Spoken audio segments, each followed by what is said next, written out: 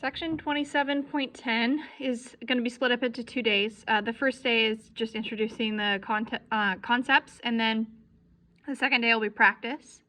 So Section 27.10 is about relativistic energy. You guys have probably heard of the equation, Einstein's famous equation, E equals mc squared. And that's really only half of a total equation. That is E equals mc squared plus gamma minus 1 mc squared. And what this equation says is that the total energy of a particle, or anything with mass, can be written as mass times the speed of light squared, also known as its rest energy, plus the kinetic energy it has, which is this. So the total energy of anything is its rest energy plus the kinetic energy. We're going to see that rest energy is mass that could get converted into energy, and kinetic energy is the energy of movement. Gamma is a factor given by this equation, so you'll have to solve for gamma first before you find the total energy of something.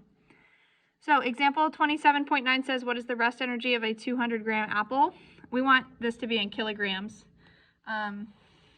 So this would be 0.2 kg, because 1,000 grams are in a kilogram.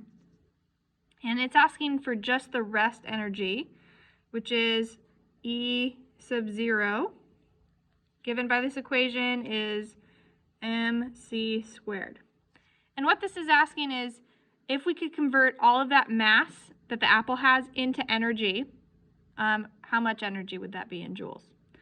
So the mass of the apple is 0.2 kilograms, so it's going to be 0.2 times the speed of light squared.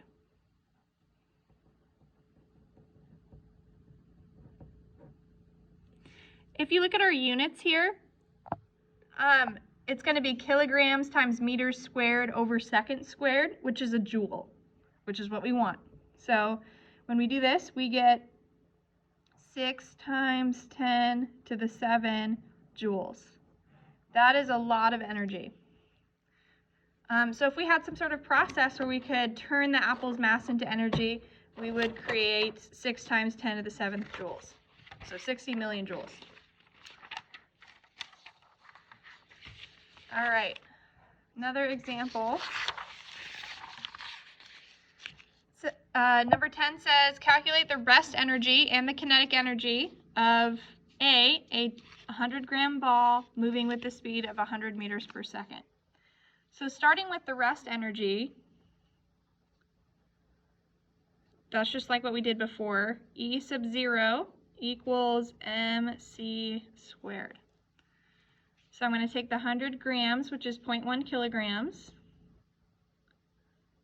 and I'm going to multiply it by the speed of light squared.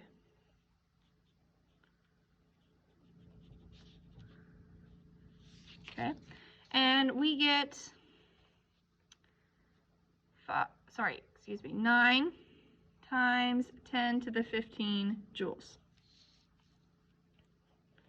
A lot of energy. Okay, for this example, if the ball is moving at everyday speeds, so nothing close to the speed of light, so for V much, much less than C, we can use our regular old kinetic energy formula. If it was moving at speeds close to the speed of light, you'd have to use the formula on the front here. But it's not, it's just moving at everyday speeds, and so for the kinetic energy,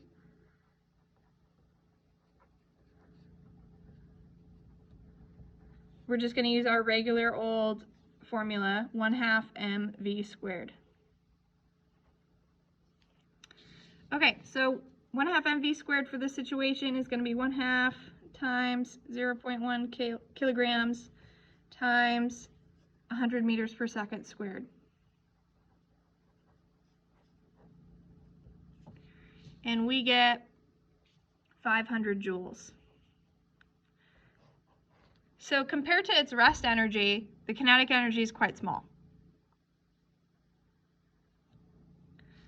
We're going to talk about this in just a minute, but when we're talking about nuclear reactions making energy out of mass, it only takes a small mass to make a ton of energy.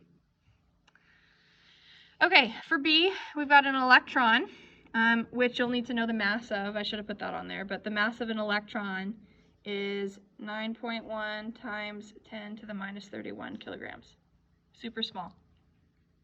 And its speed is 99.9% of the speed of light, and so we need to use the relativistic kinetic energy formula.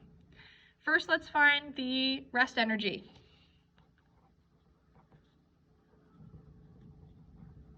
So we're going to use E sub 0 equals mc squared. If we could convert this electron's mass into energy, how much energy it would be. So the mass of an electron is this.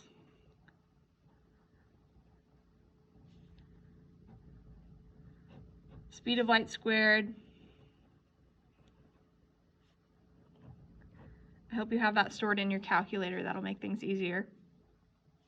And we get 8.19 times 10 to the minus 14 joules.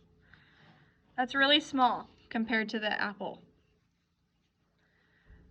But it's not nothing, right? So the rest energy of an electron is 8.19 times 10 to the minus 14 joules. Okay, let's do kinetic energy.